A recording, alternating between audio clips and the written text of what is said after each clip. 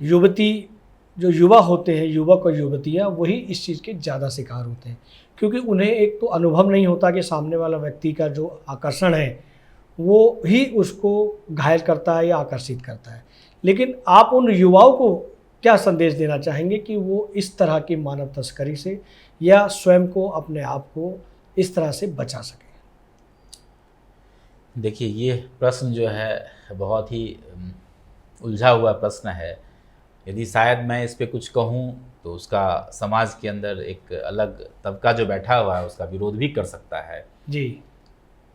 तो यदि आप इस विरोध को झेलने की ताकत रखते हो तो हम ये बताएं। नहीं, हम तो समाज को सुधारने की बात कर रहे हैं, समाज को समाज एक सही दिशा में ले जाने की बात कर रहे हैं। समाज में कई तरह के लोग हैं जी। हम लोग आजकल एक नया फैशन से दौर से गुजर रहे हैं जी। जिसमें लव मैरिज, नाम सुने होंगे, जी, लव मैरिज जी, होता जी, है। जी जी जी। किसी समय में 2-4 बच्चे हुआ करते थे जी। लोगों को, आजकल सिंगल बच्चे का जमाना हो गया है। एक बच्चे हैं, सारे ख्वाब उन्हीं से पूरा होना है। 20 साल से वो अपने बच्चे की तरह उसको पाल रहे हैं।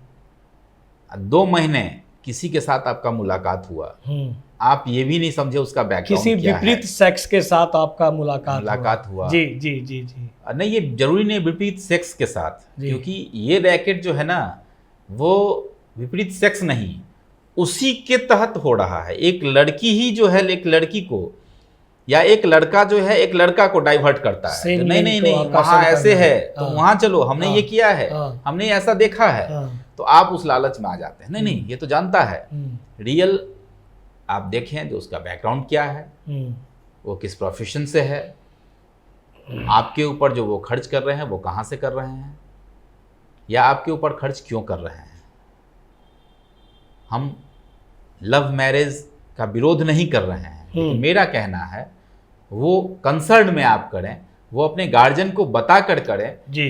कहीं कदम उठाने से पहले आप जरूर सोच समझ लें जो ये कदम कहाँ जाके रुकेगा हमारा। जी जी जी, जी। ये जरूर सोचें, और साथ में पेरेंट्स को जरूर इन्वॉल्व करें, पेरेंट्स को जरूर रखें, क्योंकि हमने देखा है जब हम रेस्क्यू करते हैं तो हमें कहा जाता है जो हम वाइफ हस्बैंड हैं।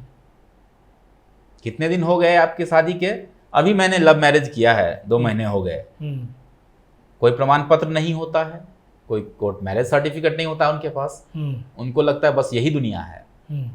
तो ऐसा नहीं है। आप इस दुनिया से बाहर निकलें, आपके जीवन में बहुत सारे परिवर्तन आने हैं। हो सकता है आप वो महिला हों, या हो सकता है आप वो बच्चे हों जो कल हो के देश का भविष्य हों। आपके ऊपर लोगों का नजर हो, आप एक मार्गदर्शक हों। वाह। इसलिए आप अपने आप को कभी भी किसी को सौंपे नहीं। आप ये सोच के चलें हो कल हो के हम एक ऐसे आदमी बनेंगे जिसको लोग देखना पसंद करेंगे। वाह वाह। आप इस दृष्टिकोण से हमेशा किसी के साथ अच्छे नागरिक बनेंगे, अच्छे नागरिक बनेंगे, अच्छे मार्गदर्शक बनेंगे। वाह। तो आप इस दृष्टिकोण से आगे बढ़े हमेशा।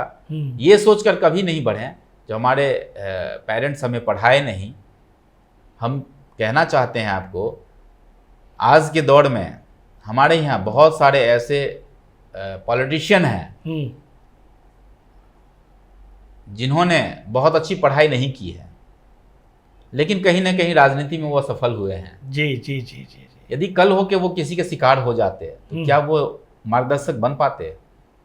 तो आप भी अपने आप को वही समझें जो हमेशा मार्गदर्शक की भूमिका में रहें, हमेशा समाज के उच्च कोटि की भूमिका में रहें, न कि इस भूमिका में रहें ये आदमी के साथ हम जाएंगे और हो सकता है हमारा लाइफ सेटल हो जाए। ऐसा नहीं है। तो हमेशा कंसर्न में रहें और समाज के बीच रहें।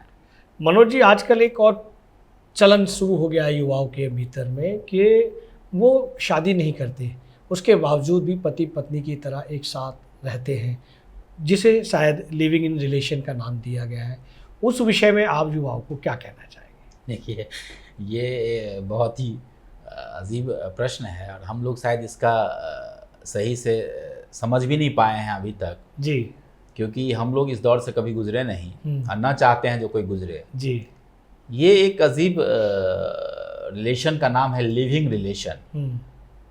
हम ट्रेन में सफ़र करते हैं, हमारे साथ यात्री होते हैं सामने वाले, बहुत अच्छा संबंध होता है मेरा, बहुत अच्छा संबंध होता है उनके साथ। वो जो खाना ले जाते हैं वो हमें देते हैं रात को, जो अरे सर खाइए, कुछ खाइए, आप भी खाइए, ये मेरे घर से बना हुआ ये खाइए। इसका मतलब ये नहीं है जो हम उन्हें जीवन साथी बना लें। वाह। इसका मतलब ये नहीं है जो वो हमारे लाइफ के एक पार्ट बन जाएं, ऐसा नहीं है। कुछ संबंध ऐसे होते हैं जो बाहरी संबंध के रूप में ही काम करे तो वो अच्छा होता है।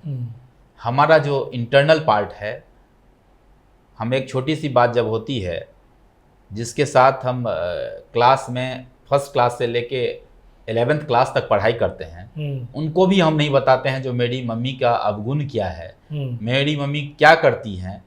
फिर हम वो 4 महीने या 2 महीने वाले में हम उनको सब कुछ बता देते हैं, वो हमें उसी का फ़ायदा उठाते हैं जी। और वो हमें मेंटली डाइवर्ट करने में सफल हो जाते हैं और हम उस सफलता के उस कुंजी में फंस के रह जाते हैं जहाँ से हम बाहर निकलना हमें मुश्किल होता है। हमें लगता है जो ऐसे संबंधों को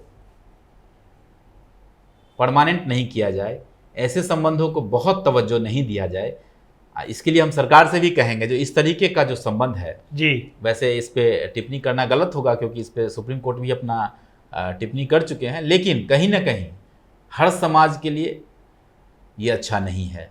क्योंकि जिस समाज में हम जीते हैं, जैसे हम अभी दिल्ली में ये इंटरव्यू चल रहा है, दिल्ली का जो सोसाइटी है वो एक अलग सोसाइटी है, लेकिन यदि यहाँ से उठ के हम बिहार चले जाएं, यहाँ से उठ के हम मध्य प्रदेश चले जाएं, यहाँ से उठ के हम छत्तीसगढ़ चले जाएं, वहाँ का एक समाज, वहाँ का एक कल्चर अलग है, वहाँ बहुत अच्छा नहीं माना जाता है। और उस नवयुवक या नवयुवकी को भी हम बताना चाहते हैं जी, जो आप पूछिए अपने फादर से, क्या उनको पसंद है जो काम आप कर रहे हैं? क्योंकि हमारा जो जन्म हुआ है वो कर्म करने के लिए हुआ है। वाह। और कर्म में हर तरह का कर्म शामिल है। जब हम बचपन में होते हैं तो जो माँ बाप है वो एक बहुत अच्छा कॉम्प्लेक्स तैयार करते हैं हमको लेकर जी। मेरा बेटा अब इतने साल का हो गया, अब इतने साल के बाद कमाना शुरू करेगा, इतने साल के बाद ये होगा, और वो चिंतित होने लगते हैं जब हम 25 या अप्रॉक्स आसपास पहुंचते हैं। अब अच्छा परिवार मिले तो इसका शादी करें। इसमें उनका कोई स्वार्थ नहीं होता है। जी जी जी। स्वार्थ उनका ये होता है जो आपका परिवार बेहतर तरीके से आपको रखे, आप आगे बढ़ें, जिससे कि उनका भी नाम रोशन हो। क्या बात है, क्या बहुत अच्छी जानकारी। इस भावना के साथ आप देखिए अपने माता पिता को, और इस भावना के साथ उस समाज को देखिए। जब आप लिविंग रिलेशन में रहते हैं और कोई जाके कहता है आपके गांव में, आपके लड़की को देखें उस लड़के के साथ, या आपके लड़के को देखें वहाँ पे सिगरेट पी रहा था उस लड़की के साथ, कितना आहत होते होंगे आपके माँ बाप। आप इसको सोचिए हमेशा, उस सोच के दृष्टिकोण से आप आगे बढ़िए, तभी आपके अंदर घर से यदि भावना नहीं जुड़ेगा, भक्ति नहीं जुड़ेगा, तो आप कभी भी देशभक्त नहीं हो सकते हैं। ये हम आपको कहते हैं। सबसे पहले अपने घर के भक्त बनिए, उसके बाद आप देशभक्त बनिए। सिर्फ तिरंगा 15 अगस्त को पीछे से लहरा लेने से, फेसबुक पे लगा देने से आप देशभक्त नहीं हो जाएंगे। वाह वाह वाह। ये हमेशा ध्यान रखें। पहले आप घर के भक्त बने, उसके बाद राज्य के, उसके बाद देश के भक्त बने। ये वीडियो YouTube पर देख रहे हैं तो हमारे चैनल को सब्सक्राइब करें और बेल आइकन को दबाना ना भूलें। अगर आप Facebook पर यह वीडियो देख रहे हैं तो हमारे पेज को लाइक करें।